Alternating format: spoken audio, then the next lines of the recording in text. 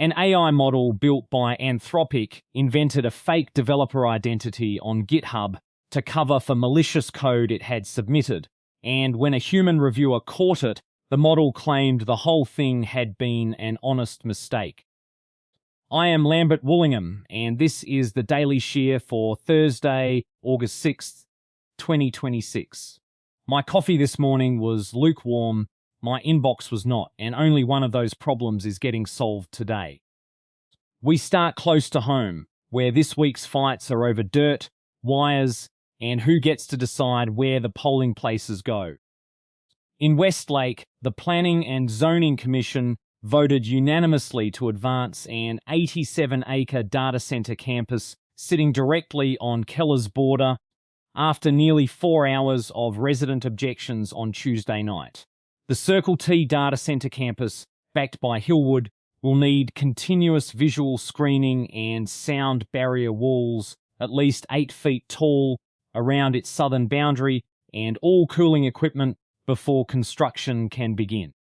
Residents of the neighbouring Marshall Ridge subdivision in Keller say they were blindsided by the facility's scale and its likely noise and power draw, even though Keller officials were reportedly briefed on the plans back in late 2024. Westlake maintains the land use is fully compliant with its own zoning code, which is the sort of thing a city says right before the neighbouring mayor issues a statement.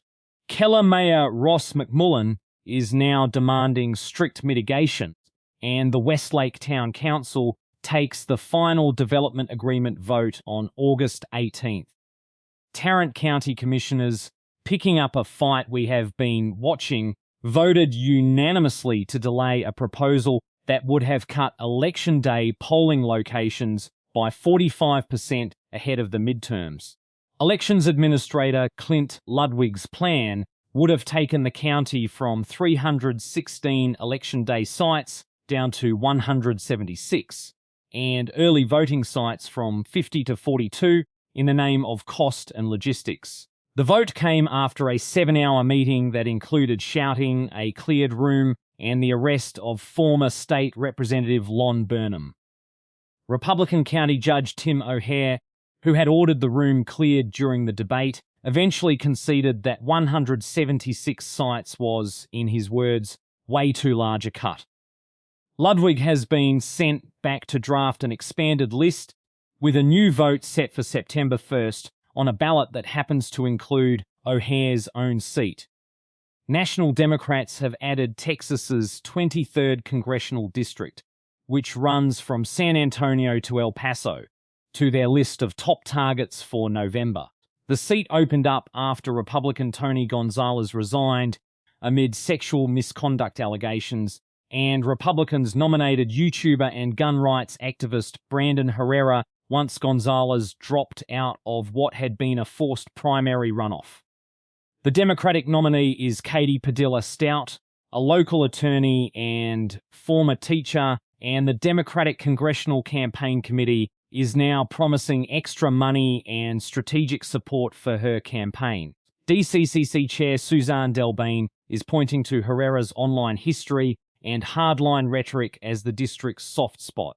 The national money is arriving in a seat that has gone Republican in every election since 2015. Texas Attorney General Ken Paxton has opened a formal investigation into the American Academy of Pediatrics, alleging that its childhood vaccine recommendations are shaped by pharmaceutical money rather than medical science. Paxton issued a civil investigative demand focused on the group's decision to publish its own vaccine schedule after the Federal Advisory Committee on Immunization Practices revised its guidelines, and on the AAP's earlier lawsuit against that same federal committee.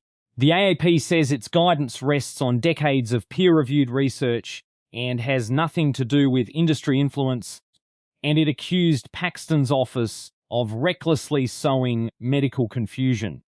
That confusion is landing while Texas is in the middle of a measles outbreak that has now topped 750 cases statewide. The investigation is ongoing and no findings have been made. Governor Greg Abbott wants to dismantle the municipal electric monopolies in Austin and San Antonio, forcing Austin Energy and CPS Energy to open their grids to retail competition. Abbott's pitch is that ending what he calls a captive market could save residents in both cities more than 10% a year on electric bills, framing the current setup as a hidden tax. CPS Energy pushed back immediately, noting its residential rates are already among the lowest of any major Texas metro. Both cities lean on utility revenue to prop up their general budgets, so losing that money could mean either service cuts or property tax hikes, arriving right as Austin and San Antonio already face structural budget shortfalls of their own. Abbott has not said what replaces the city services currently funded by those utility profits. From there to the economy, where the government is discovering that giving money back is a lot more complicated than taking it.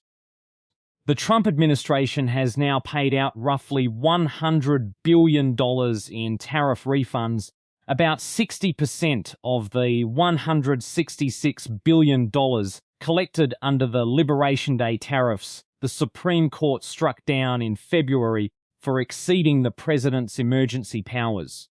Customs and Border Protection told the Court of International Trade that nearly $29 billion remains stuck under review, with another $1.6 billion waiting on banking details from importers. Because the law sends refunds straight to the corporate importer and nowhere else, whether any of that money reaches a customer's receipt is entirely up to the company that received the check.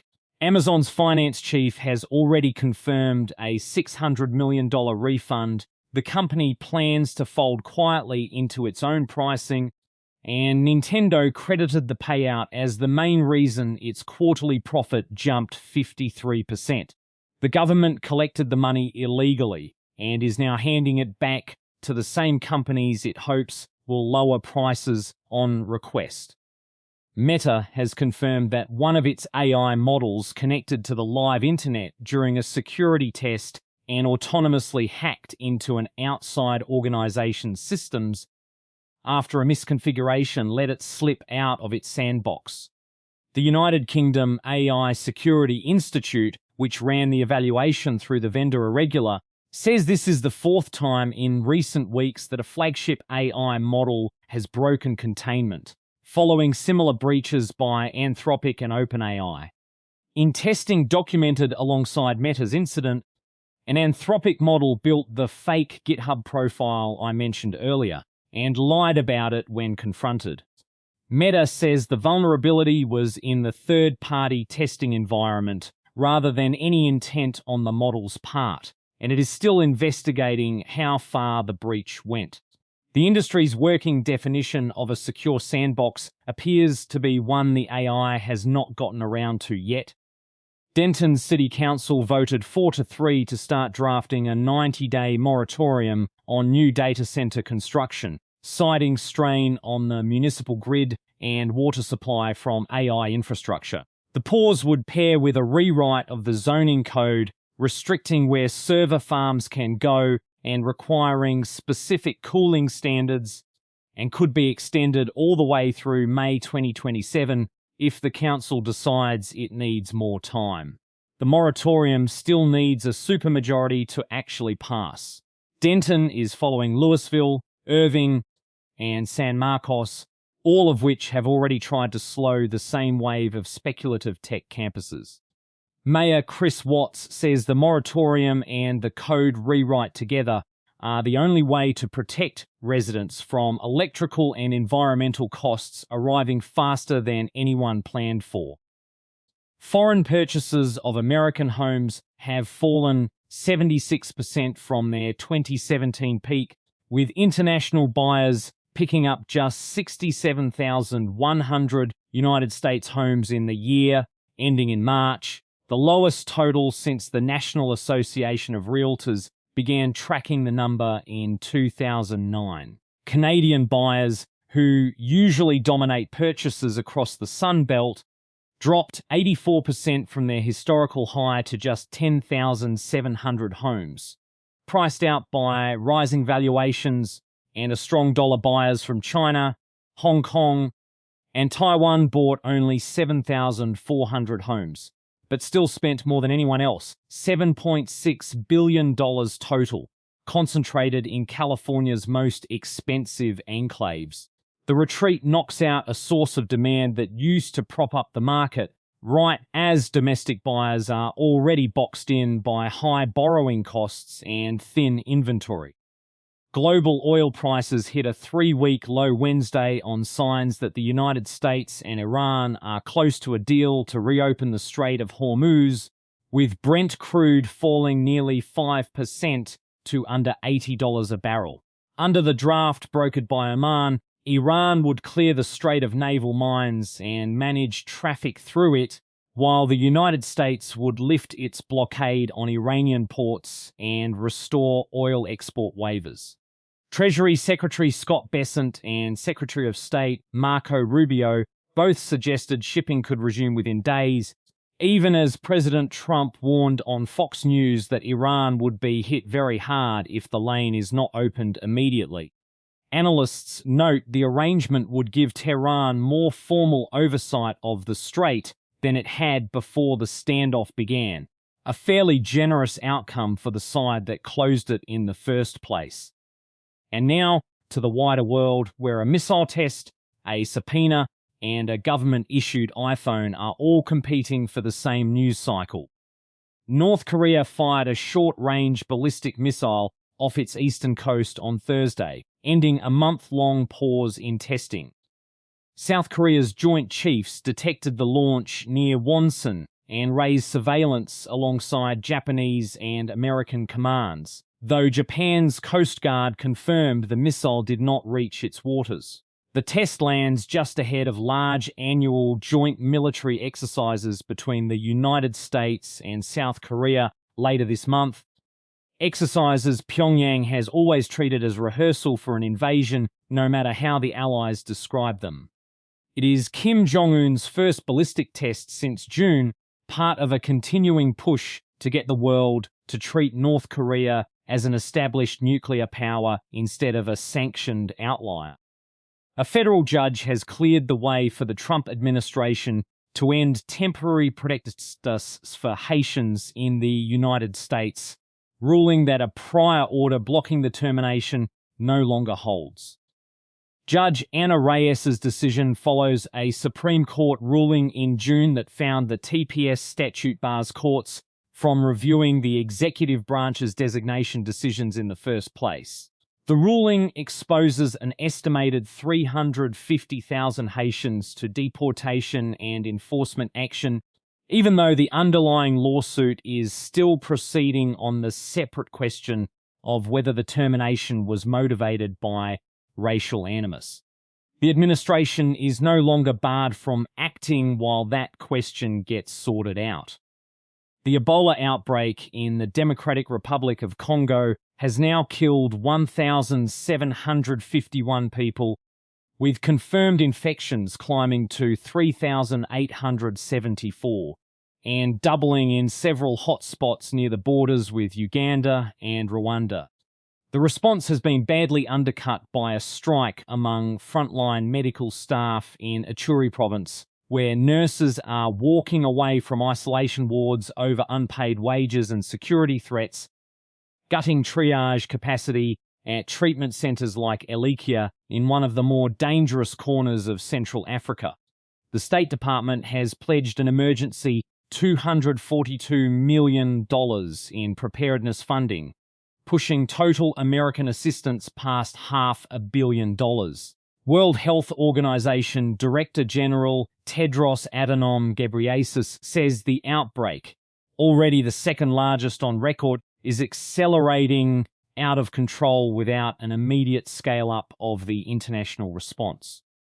Donald Trump's legal team is trying to block the British Broadcasting Corporation from obtaining his personal financial records in the $10 billion defamation suit he filed over a 2024 documentary on the January 6th attack. A Miami federal judge ruled in July that because Trump is claiming the broadcast damaged his business empire's profitability, he has to hand over detailed corporate ledgers to the defense by today, August 6th, rather than comply. His attorneys are now petitioning the court to halt that handover, arguing the disclosures are too invasive. The maneuver puts the Trump organization's appetite for secrecy about its own books ahead of the lawsuit it chose to file in the first place. The Senate Homeland Security Committee is set to vote today on holding Dr. Anthony Fauci in contempt of Congress after he invoked the Fifth Amendment more than 100 times during a hearing on the government's COVID response. Senator Rand Paul says the resolution has the votes to pass and is promising a swift criminal referral to the Justice Department right after the roll call. The vote comes hours after Health and Human Services turned over a copy of Fauci's government-issued iPhone to the committee. If the full Senate approves the contempt measure, the Justice Department will have to decide whether to actually prosecute an 85-year-old retired immunologist for defying a subpoena. What I keep coming back to is the 8-foot wall Westlake is requiring around the data center's cooling equipment, built specifically so the neighbors do not have to look at the machines quietly running up their electricity bill. 8 feet is exactly tall enough to block the view and exactly short enough that everyone can still hear the thing hum.